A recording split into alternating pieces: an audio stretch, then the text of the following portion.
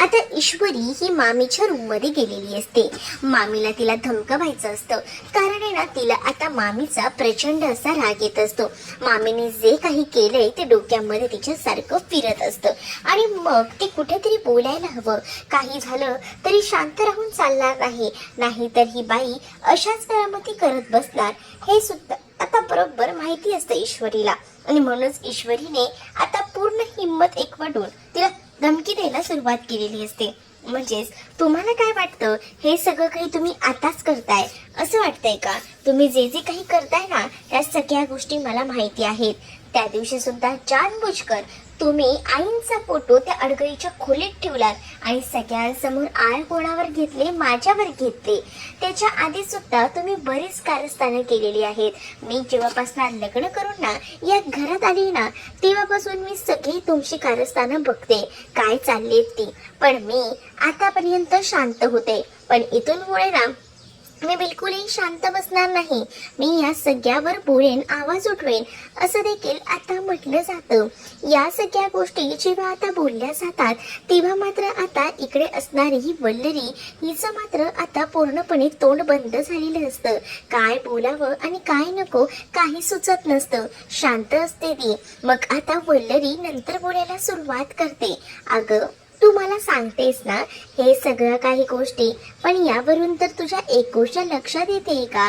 हे बघ, तू एक गोष्ट लक्षात कायम ठेव की काही झालं ना तरी सुद्धा मला माहिती आहे की या सगळ्या गोष्टी काही तुझ्याने होणार नाहीत, कारण अर्णवचं मुळात तुझ्यावर प्रेमच नाहीये. अर्णवचं जर प्रेम असलं असतं ना तर तुझ्यासोबत तो असा वागला नसता. सध्या अर्णव आणि तुझ्यामध्ये दुरावा आलाय आणि या सगळ्या गोष्टी मला कळत नाहीत असं वाटतंय का? सगळ्या गोष्टी मला कळत आहेत. तुमच्यामध्ये काही सुद्धा नाहीये आणि तुमच्यामध्ये काहीतरी बिनसलंय या सुद्धा गोष्टी मला माहिती आहेत. पण ते कोणत्यावर ना कारणावर ना हे तुम्ही लोक आम्हाला सांगत नाहीये. पण ते सुद्धा सांगायला हवंच की. सांग ना, सांग. आता का बोलती बंद पडली आहे? बोलशील तर समजेल ना. असंही आता बोललं जात असतं. पण इकडे मात्र आता जी ईश्वरी असते ती म्हणत असते की आमचं जे काही आहे ना ते आमच्या पद्धतीने आम्ही बघून घेऊ, त्यामध्ये तुम्ही यामध्ये पडायची गरज नाही. आणि माझं आणि यांचं एकमेकांवर किती प्रेम आहे ना हे तुम्हाला सिद्ध करून दाखवायला मला एवढी काही गरज पडलेली नाही असं देखील ईश्वरी आता वल्लरीला सुनावू लागते. आणि आमचं प्रेम हे खूप आहे एकमेकांवर. आमची जरी भांडणं झाली ना तरी आमचं एकमेकांवरचं प्रेम चिरतरुण आहे असं देखील आता ती म्हणू लागते. आणि त्यामुळे ना तुम्ही या सगळ्या गोष्टींमध्ये नाही लक्ष घातलात ना तेच तुमच्यासाठी बरं असेल असं देखील आता म्हटलं जातं. आणि जेव्हा या सगळ्या गोष्टी बोलल्या जातात तेव्हा मात्र आता कुठे जाऊन वल्लरी जी आहे ती आता ईश्वरीकडे पाहत राहते. ईश्वरीने सुद्धा ठरवलेलं असतं की का म्हणून या बाईचं ऐकून घ्यायचं, काय लागून गेली ही बाई की तिच्या या प्रत्येक गोष्टी आपण ऐकून घ्यायच्या. म्हणूनच तिने आता तिला चांगलंच उत्तर दिलेलं असतं आणि ती आता तिकडनं निघून जाते. जेव्हा आता ईश्वरी निघून जाते तेव्हा मात्र आता वल्लरीला खूप जास्त राग येत असतो आणि ती रागातच पाहत असते. तर दुसरीकडे ईश्वरी आता तडक रूम मध्ये जाते आणि रूम मध्ये जाऊन अर्णवशी बोलायचा आता ती प्रयत्न करत असते. अर्णवला ती आता मोबाईल मधला फोटो दाखवत असते. अर्णव खरं तर ना आता बिझी असतो, फोनवर बोलत असतो. पण ईश्वरी जेव्हा आता मोबाईल मधला फोटो दाखवते ना तेव्हा अर्णव तर ईश्वरीकडे पाहतच राहतो. ईश्वरी म्हणत असते की किती गोड दिसतंय ना, म्हणजे ना मी पहिल्यांदाच असं कोणीतरीला पाहिलं होतं, म्हणजे असे हलव्याचे दागिने वगैरे घातलेलं. खरंच तुम्ही खूपच गोड दिसताय बघा, मला तर आवडलेत बाबा तुम्ही असे. असं देखील आता ईश्वरी बोलत असते आणि अर्णवच्या चेहऱ्यावर ती हसू आणू पाहत असते. अर्णवला आता माहिती नसतं की ईश्वरीने हलव्याचे दागिने त्याला कशा पद्धतीने घालू दिलेले आहेत. मग आता अर्णव तिला म्हणत असतो की हे सगळं ना फक्त आणि फक्त मी ताईसाठी केलं, नाही तर मी हे हलव्याचे दागिने ही घातले नसते. त्या सगळ्या परिस्थितीत ना मला ताईला हरवायचं नव्हतं आणि म्हणूनच तर मी हे दागिने घातले. अहो खरंच ना तुम्ही ताईला हरवले नाही पण माझी इच्छा मात्र पूर्ण केली असं देखील आता ईश्वरी म्हणते. त्यावर अर्णव या सगळ्या गोष्टीचा बारकाईने विचार करत असतो की नेमकं हिला म्हणायचं तरी काय आहे, म्हणजे हे सगळं तू पुन्हा एकदा मुद्दामून केलंस ना, खरं खरं सांग. मग आता अर्णवला ईश्वरी म्हणत असते मी कुठे तुम्हाला सांगितलं होतं की तुम्हाला ते दागिने घालायचे आहेत म्हणून. उलट मीच तुम्हाला सांगत होते की नाही, तुम्हाला हे दागिने नाही घालायचे करून, पण तुम्हाला त्या सगळ्यामध्ये हे दागिने घालायचेच होते. मग मी तरी काय करणार आहे, असं ईश्वरी म्हणते. आणि अर्णवला ती आता डायव्हर्ट करत असते. पण अर्णवने ना आता बरोबर विचार केलेला असतो आणि अर्णवच्या लक्षात येतं की हे सगळं मुद्दामून ईश्वरीने मला करायला भाग पाडलं आणि त्यामुळेच ना आता तो ईश्वरीकडे पाहत असतो. इकडे मात्र आता ईश्वरी म्हणत असते की काही झालं ना तरी सुद्धा तुम्ही हलव्याचे दागिने काय घातले ना, त्यामुळे मला खरंच बरं वाटलंय, एकदम भारी वाटतंय मला, असा विचारच आता मात्र ईश्वरी करत असते. दुसरीकडे आता ईश्वरीला आनंद झालेला असतो, कारण अर्णव तिच्यासाठी आता जरा चांगलाच वागत असतो. म्हणजे तिला हव्या नका तर सगळ्या गोष्टी अर्णव आता करत असतो. दुसरीकडे आता पाहायला मिळतं की जेवढे काही कॉन्टॅक्ट्स दिलेले आहेत त्या सगळ्या कॉन्टॅक्ट्सना मी संपर्क केला आहे, फक्त हे लास्टचे 2 नंबर राहिले आहेत असं सुप्रिया म्हणते. पण या सगळ्यावरून मला एक गोष्ट कळली की कोणाकडेही आपल्याला अजून तरी इन्फॉर्मेशन मिळाली नाही. पण हे लास्टचे शेवटचे जे 2 नंबर आहेत ना त्यातून काहीतरी मिळतंय का बघूया. म्हणजे त्यांच्याशी कॉन्टॅक्ट झाल्यानंतर आपला आणि त्यांचा काही संवाद झाला तर बरंच होईल असा विचार सुप्रिया करत असते. आणि त्या शेवटच्या 2 नंबरला बरोबर तिने असं गोल करून ठेवलेलं असतं, कारण आता त्यांनाच कॉन्टॅक्ट करायचा तिचा राहिलेला असतो. मग आता या सगळ्या याच्यावर ना आपलं कामच नाही झालं. त्यांनी जे काही नंबर दिले होते ते नंबर तर बरोबर आहेत, पण आता काय करायचं, कोणाकडेच ती माहिती नव्हती म्हणून कोणीही माहिती दिली नाही. तेवढ्यातच ना आता अंजली, आकाश आलेले असतात आणि सोबत नम्रता सुद्धा. अचानक अंजली ताई तुम्ही इथे कसं?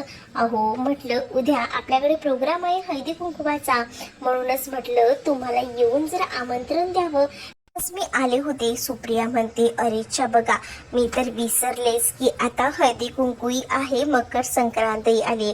एवढी गडबड असते ना, त्या सगळ्या गडबडीमुळे हे सगळं झाले का? कसली गडबड आहे, काही टेन्शन आहे का? अंजली विचारते. आता ईश्वरीची आई म्हणजे सुप्रिया सांगू लागते की नाही, ह्यांच्याकडे हॉस्पिटलमध्ये सारखं जावं लागतं ना यांच्यासोबत, मग त्याच गडबडीमध्ये मी विसरले. पण तुम्हाला हळदी कुंकवाला यायचंय. हा, मग आता हळदी कुंकवाला जायचं म्हटल्यावर अर्णवचे सामोरं आपल्याला जावं लागणार, त्यापेक्षा आपण हळदी कुंकवाला न गेलेलंच बरं असा विचार ना आता मात्र सुप्रिया करत असते. सुप्रिया म्हणते की मला नाही जमणार हळदी कुंकूला यायला. मग अंजली विचारते का काय झालं, काही प्रॉब्लेम आहे का? नाही ग, प्रॉब्लेम तसं काही नाही, मला ना ह्यांना घेऊन उद्या हॉस्पिटललाही जायचंय, म्हणून म्हटलं की मला यायला जमणार नाहीये. पण खरं तर ना आता सुप्रियाला जायचं असतं, पण सुप्रिया जाणार तरी कशी ना, कारण सुप्रियाला आता त्या घरी जायची भीती वाटत असते, कारण अर्णव परत काहीतरी बोलेल आणि मग पुन्हा तो हिरमोड आणि या सगळ्यापेक्षा आपण घरीच बसलेलं बरं असा विचार ना आता मात्र तिच्या डोक्यामध्ये येत असतो. आणि म्हणूनच ती अंजलीला नाही असं म्हणते. पण नम्रताला सुद्धा आपल्या आईने आता इशूकडे हळदी कुंकवाला जायला नकार दिला ही गोष्ट खटकलेली असते. आणि म्हणूनच ती आता म्हणत असते की आई तू हळदी कुंकवासाठी नाही बोलतेस. अगं मला कळते बाळा, हळदी कुंकू आहे, पण मी नाही बोलते. पण काय करू मी तरी, मलाही आता बऱ्याच जबाबदाऱ्या आहेत, ह्यांना उद्या हॉस्पिटलमध्येही घेऊन जायचे, मग या सगळ्या जबाबदाऱ्या आहेतच की. आणि तसंही तू आहेच ना, मग तू जा उद्या हळदी कुंकवाला. मला नाही जमणार आहे तर तू करशील मॅनेज, असं देखील आता इकडे सुप्रिया ही अंजलीकडे बघतच आता म्हणत असते. अंजली म्हणते की बरं ठीक आहे. आता सुप्रिया आणि त्याचसोबत इकडे मात्र ईश्वरीचे बाबा असतात, तर सुप्रिया ईश्वरीच्या बाबांकडे बघून बोलत असते की मला ना खरंच टेन्शन आलंय, काय करावं कळत नाहीये. दुसरीकडे आता अंजली आणि आकाशला नम्रता बसायला सांगते आणि तुम्ही दोघंही जण बसा, पटकन तुमच्यासाठी चहा नाश्त्याचं मी बघते. विचारते नम्रताला काही झालं आहे का, घरात काही प्रॉब्लेम आहे का, तर तसं सांगा ना, काही झालं असेल तर. नम्रता म्हणते की नाही नाही काही प्रॉब्लेम नाहीये, तुम्ही समजता तसं खरंच काही नाही, असं बोलून ती आता विषय मारून नेते. पण आता मात्र तिला कळत असतं की नाही काहीतरी गडबड आहे. आई ना काहीतरी लपवते, म्हणजे आईचं वागणं आणि या सगळ्या गोष्टींवर ना तिला आता संशय यायला लागलेला असतो. आता दुसरीकडे सकाळी आता सगळीच तयारी ना आकाशने केलेली असते, म्हणजेच आकाशने पतंग वगैरे सगळं काही आणलेलं असतं आणि आता पतंग उडवायचे ह्याच्यामुळेच ती लोक आता खुश असतात. मग आता पतंग उडवण्यासाठीच पतंग तर आणलेले असतात, तेवढ्यातच ना तिथे आता हा राकेश येतो आणि ईश्वरी जिथे लाडू बनवत असते तिथे येतो आणि म्हणतो, वा, आज ईश्वरीजींच्या हातचे लाडू खायला मिळणार आहेत. तर यावर्षी आजची मकर संक्रांत तर काही वेगळीच असेल. पण तेवढ्यातच तिथे अर्णव येतो आणि अर्णव जेव्हा तिथे येतो तेव्हा मुद्दामूनच ना तो आता आडवा येऊ लागतो आणि तो म्हणत असतो की काय झालं, काय चाललंय, आज लाडू वगैरे बनतात तर संक्रांत आहे म्हणूनच बनतायत, त्याच्यासाठी इतका मोठा इश्यू करायची काय गरज आहे, काही घडलंय का असंही विचारलं जातं. त्याच वेळेला आता अर्णवने अचानकपणे येऊन ईश्वरीच्या बाजूला येऊन उभा राहिलेला असतो ना आणि त्यामुळे ईश्वरी खूप जास्त खुश होते. म्हणजे ईश्वरीलाही असंच वाटतं की चला फायनली माझा नवरा कुठेतरी पूर्णपणे मेन मुद्द्यावर येतोय असं विचार ती करत असते. तर आता मात्र इकडे पाहायला मिळतं की जे काही त्यांचे कॉम्पिटिशन असतात पतंगांचे त्याबद्दल आकाश सांगत असतो. म्हणजे आपल्याकडे मकर संक्रांतीच्या दिवशी हे सगळं करत नाही तर दुसऱ्या दिवशी आपण हे सगळं करतो. म्हणजे मकर संक्रांतीच्या दिवशी ह्या सगळ्या गोष्टीला वेळच नसतो ना, पण दुसऱ्या दिवशी मात्र आपल्याकडे छान अशी कॉम्पिटिशन असते पतंग उडवायची. मग आपण पतंग वगैरे उडवतो आणि त्यामध्ये ना आपण भाऊ म्हणून कॉम्पिटिशन लावतो असं देखील आता ठरलेलं असतं आणि त्या पद्धतीने सगळ्या गोष्टी होतात असं देखील आता इकडे मामा बोलत असतो. आणि त्यावेळेला ईश्वरीला सुद्धा या सगळ्याची मजा येत असते. तर इकडे मात्र आता जे तिळाचे लाडू असतात ते बनवायचं काम ईश्वरी करत असते आणि त्याच वेळेला आता अर्णव जो आहे तो मुद्दामूनच ना मामांना सांगत असतो की अरे मामा, आपल्याला ना कच्चा लिंबूही लागेल ना, जिजूंनाही सामील करा पतंग उडवण्यामध्ये असं देखील आता म्हटल्याबरोबर आता राकेश म्हणत असतो की या सगळ्या काही गोष्टी ना मला येत नाहीत उडवता. मग आता अंजलीही म्हणते की हो, मागच्या वेळेला पाहिलं आहे तुम्हाला किती वेळ झाला, आमचे पतंग एवढे उडवले झाले, कापून झाले, पण तरी सुद्धा तुमचा पतंग काही वर आकाशात उडायचं नाव घेतच नव्हता असं देखील अंजली बोलून त्याला आता टोमणा मारू लागते. त्यावर आता खरंच मला प्रॅक्टिसची गरज आहे, मी प्रॅक्टिस करतो असं देखील आता राकेश बोलत असतो. आणि राकेश आता आकाशला मलाही आता पतंग उडवायचं शिकव असं बोलून तो आता तिला प्रॅक्टिसला घेऊन जात असतो. मग आता राकेशला सुद्धा ईश्वरी सोबत उद्या पतंग उडवायचं असतं, पण आपल्याकडे जर प्रॅक्टिसच नसेल तर आपण पतंग कसं उडवणार आहे हे सुद्धा राकेशला आता कळून चुकलेलं असतं. आणि म्हणूनच आता राकेश जो आहे तो पटकनी तिकडनं पतंग उडवायची प्रॅक्टिस करायची आहे म्हणून असं बोलून तिकडनं आता जायला निघतो. जेव्हा आता तो तिकडनं जातो ना तेव्हा मात्र आता अर्णव तिथेच उभा असतो. तर आता अर्णव विचार करतो की आपणही हे तिळाचे लाडू जरा करून बघावेत, कारण त्याला काही एकदम असे सोपे वाटत असतात ते तिळाचे लाडू, एवढे काही कठीण आहे असं वाटत नसतं. पण आता प्रत्येक गोष्ट सोपी नसते ना असं आता ईश्वरीचंही म्हणणं असतं. म्हणजे जी गोष्ट सोपी वाटते ती कठीणही असू शकते आणि जी गोष्ट कठीण वाटते ती सोपीही असू शकते. म्हणजे प्रत्येकाने प्रत्येकाचा विचार करण्याची समज आणि या सगळ्या गोष्टी लक्षात ठेवायला हव्यात असं देखील विचार ना आता ईश्वरीचा असतो. मग आता इकडे लाडू वळायचं काम इकडे ईश्वरीसोबत आता मामा सुद्धा करत असतात. म्हणजे मामा काय आहेत ना ते ईश्वरीला मदत करत असतात या सगळ्यामध्ये. आणि जेव्हा ते ईश्वरीला मदत करतात तेव्हा मात्र आता इकडे असं वाटत असतं अर्णवला की आपणही मदत करावी आणि म्हणूनच तो आता म्हणत असतो की मीही आहे, मीही तुम्हाला मदत करतो. आणि असं बोलून तो आता लाडूमध्ये हात घालतो. मग आता ईश्वरी त्याला म्हणत असते की अर्णव सर, तुम्ही लाडूमध्ये हात घालताय, तुम्हाला तरी कळतंय का, नाही जमणार हो तुम्हाला हे सगळं करणं. त्यावर आता अर्णव म्हणतो की मी करू शकतो आणि असं बोलून तो आता लाडू बनवायला म्हणून हात घालतो लाडूमध्ये. आणि त्याला आता लाडू करायचे असतात. पण त्याच वेळेला आता पुरणपोळीचा सीन ईश्वरी आठवण करून देते. आणि मागच्या वेळेला सुद्धा पुरणपोळीच्या वेळेला असा सीन झाला होता, विसरताय का तुम्ही, अशा कशा गोष्टी विसरू शकता असं देखील आता ती म्हणत असते. मग आता मामाच्याही लक्षात असतात या सगळ्या गोष्टी. मामाही बोलत असतात की हो हो बरोबर आहे, कसा काय रे विसरू शकतोस तू, मागच्या वेळेला तू हरला होतास ना, माझ्या चांगलंच लक्षात आहे, पण मी करू शकतो असं अर्णव बोलतो. आणि अर्णव आता तिळाचा लाडू बनवायला घेतो. अर्णव जेव्हा लाडू बनवत असतो ना, तेव्हा मात्र आता मामा तिकडनं निघून जातो. तर इकडे मात्र बसलेली अंजली, तिला अचानकपणे कॉल आलेला असतो, म्हणूनच ती आता कॉल रिसीव्ह करते. आता ती कॉल रिसीव्ह करते, कॉलवर बोलत असते. ईश्वरीचं बरोबर लक्ष असतं अर्णव काय करतोय, अर्णवला लाडू बनवता येतोय का. पण अर्णवला काही लाडू करता येत नसतो. जरी ती प्रक्रिया लाडू बनवायची एकदम सोपी वाटली तरी त्यामध्ये सुद्धा तीळ आणि गुळ हे एकत्र आलं तरच तो लाडू परफेक्ट बनवू शकतो हे ईश्वरीला माहिती असतं. म्हणून ईश्वरी आता या सगळ्यामध्ये अर्णवलाही म्हणत असते की नो सर, तुमचं चुकत आहे. मग अर्णव तिच्याकडे पाहतच राहतो. मग अर्णवला ती आता कसे लाडू बनवायचे याबद्दल सुद्धा आता व्यवस्थितपणे सांगायचा प्रयत्न करत असते.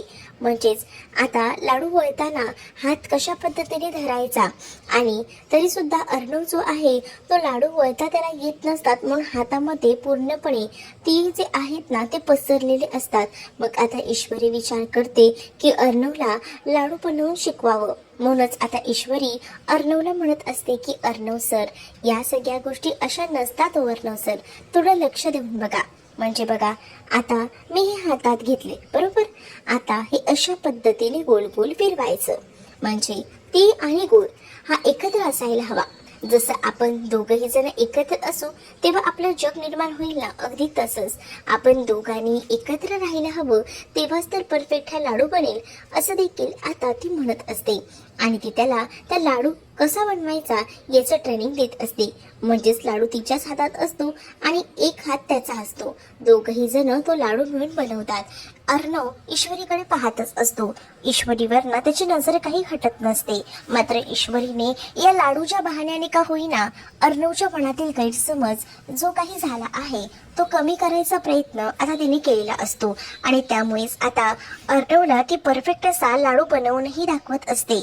म्हणजेच अर्णवच्या हाताला सगळीकडे पूर्णपणे तीळ जे आहेत ते पसरलेले असतात, लागलेले असतात. मग ईश्वरी आधी ती एकवट करते आणि एकवटून झाल्यानंतर आता त्याच्याबरोबर तिचा हात बरोबर मधोमध ठेवते आणि तो लाडू वळायला सुरुवात करते. आणि एकदम सौम्य पद्धतीने ते लाडू तो वळत असते. आता इकडे जेव्हा ही प्रक्रिया सुरू असते ना, तेव्हा मात्र आता अर्णव जो आहे तो ईश्वरीकडे पाहतच राहतो. आणि अर्णव आणि ईश्वरी दोघंही जण एकमेकांमध्ये हरवून जातात. ईश्वरीला ज्या काही गोष्टी सांगायच्या असतात ना त्या अशा पद्धतीने ईश्वरी सांगत असते. आणि ईश्वरी जेव्हा या सगळ्या गोष्टी सांगते ना तेव्हा मात्र आता अर्णवला कळतच नसतं की आपल्यासोबत काय होतंय. पण आता ईश्वरीने अर्णवच्या हातावर परफेक्ट असा लाडू केलेला असतो आणि तो लाडू ते त्यालाही दाखवते की बघा आता कसा हा लाडू बनला. जसे तीळ आणि गुळ हे दोन्हीही मिक्स एकजीव झालं तरी सुद्धा जोपर्यंत आपण त्याला व्यवस्थित आकार देत नाही ना तोपर्यंत ते लाडू वळत नाही. तसंच संसाराचं सुद्धा असतं. फक्त एकाच म्हणणं ऐकून चालणार नाहीये ना, ज्या काही गोष्टी आहेत त्या माझ्याही थोड्याशा ऐकाव्यात. आणि जर आपण दोघांच्या सहमतीने जर विचार केला तर तेव्हा जाऊन एक गोष्ट बनेल, जसं की हा लाडू बनला आहे असं देखील ईश्वरीला अर्णवला सांगून व्यवस्थित पटवून द्यायचं असतं. आणि अशाच पद्धतीने ईश्वरी अर्णवला या सगळ्या गोष्टी पटवून द्यायचा प्रयत्न करत असते. आणि जेव्हा या सगळ्या गोष्टी ईश्वरी अर्णवला सांगते तेव्हा अर्णव तर आता पाहतच राहतो. त्यानंतर आता अंजलीचं सुद्धा फोनवर लक्ष असतं. त्यानंतर अंजली इकडे तिकडे बघते आणि ती म्हणत असते की काय झालं. त्यावर ईश्वरी म्हणते की अर्णव सरांनी लाडू केला हा बघा. आणि असं बोलून आता ईश्वरी अंजलीला सुद्धा तो लाडू दाखवते. ईश्वरी आता मनातच विचार करते की ही तर सुरुवात आहे. अर्णव सर, हळूहळू तुमचा विश्वास असाच मी जिंकेल आणि तुमच्या मनात पुन्हा एकदा मी जागा निर्माण करेल असं देखील आता ईश्वरी म्हणत असते. तुम्हाला हा व्हिडिओ आवडला असेल तर लाईक करा, शेअर करा आणि चॅनलला सबस्क्राईब करा. बेल नोटिफिकेशन ऑलवर सेट करा जेणेकरून सगळ्या नव्या व्हिडिओंच्या अपडेट्स तुम्हाला मिळतील. तुमच्या प्रतिक्रिया आणि कमेंट्स नक्की कळवा.